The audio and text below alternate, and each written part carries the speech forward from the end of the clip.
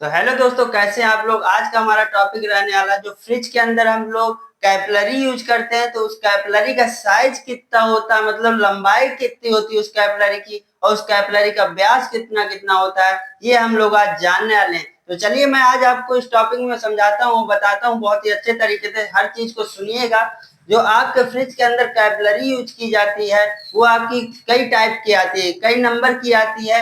तो आप लोग को क्या करना है कि जब कोई फ्रिज रिपेयर करते हैं या कैपिलरी चोक हो जाती है, तो आप लोग अपने मन की कैपिलरी ना लगाएं। उसमें जो कैपिलरी लगी है उसको कैपिलरी गेज से नाप करके जिस साइज की कैपिलरी लगी हो उसी साइज की आपको कैपिलरी को लगाना होगा। तो चलिए मैं आपको बताऊंगा कि कैपिलरी के साइज कौन कौन से होते हैं और कैपिलरी हमारी कितने फीट की लगाई जाती है। 8 फीट से 12 फीट तक की कैपिलरी होती है, तो आप लोग को कितनी लगानी होगी ये सारी मैं बताने वाला हूँ। तो जान लीजिए आप लोग, फ्रिज में यूज होने वाली जो हमारी कैपिलरी होगी, उस कैपिलरी की लंबाई जो होगी आपकी, वो लंबाई रहने वाली है 8 फुट से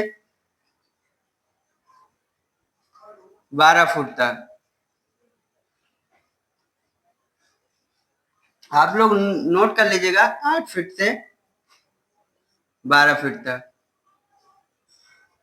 तो आप लोग क्या करेंगे, जब किसी फ्रिज में कैपिलरी को लगाएंगे, मेरा सजेशन ये है कि आप लोग उसमें फ्रिज में क्या क्या कहते हैं 8 फीट की कैपिलरी लगाएं। आपकी कैपिलरी यदि लंबी है तो आप उसको 8 फीट नापने के बाद उसको कट करके हटा दें। ओनली उसमें आपको 8 फीट की कैपिलरी लगानी है और आपका फ्रिज एक नंबर की कूलिंग करेगा, किसी प्रकार की आपको समस्या नहीं आएगी। कैपिलरी ज्यादा लंबी ना हो इसलिए आपको क्या करना है, 8 से 9 फीट में उसको कट करके हटा देना है और 8 फुट तक की कैपिलरी को लगाना है। कैपिलरी की लंबाई जो रहती है वो 8 फुट से 12 फुट तक की होती है। लेकिन जब आप लोग रिपेयरिंग करेंगे या कहीं पे रिपेयर कर रहे होंगे फ्रिज को, वहां पे यदि कैपिलरी को चेंज करते हैं तो आप कैपिलरी का साइज जो होगा, कैपिलरी की जो लंबाई होगी उसको 8 फीट रखे तो ज्यादा बेटर रहेगा। इसके बाद हम लोग जानेंगे कि कैपिलरी का व्यास कौन कौन सा होता है, किस किस व्यास की कैपिलरी यूज करते हैं फ्रिज में।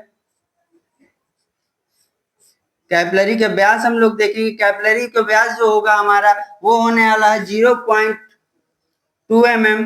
इसके बाद आप लोग देखेंगे 0.23 mm। इसके बाद आप लोग देखेंगे 0.36 mm। तो आप लोग जैसे कि देखेंगे कैपिलरी का जो व्यास रहता है हमारा 0.22, 0.23 और 0.36 mm की कैपिलरी रहती है। और जिस फ्रिज में जिस नंबर की कैपिलरी लगी होगी, जितने mm की कैपिलरी लगी होगी, आपको उसी फ्रिज में उतने mm की कैपिलरी लगानी है। ये नहीं कि आप लोग की पता चला फ्रिज पे 0.2 mm की कैपिलरी, आप उसमें 0.36 mm की लगा दे, उसमें क्या होता है कि कूलिंग में थोड़ा इफेक्ट आ जाता है। इसलिए आपको सेम कैपिलरी लगानी है जिस फ्रिज में जिस साइज की कैपिलरी लगी होगी। इसके बाद आपको क्या करना है, जो कैपिलरी की आपकी लंबाई होगी उस लंबाई को आपको अपने अनुसार नहीं रखना है।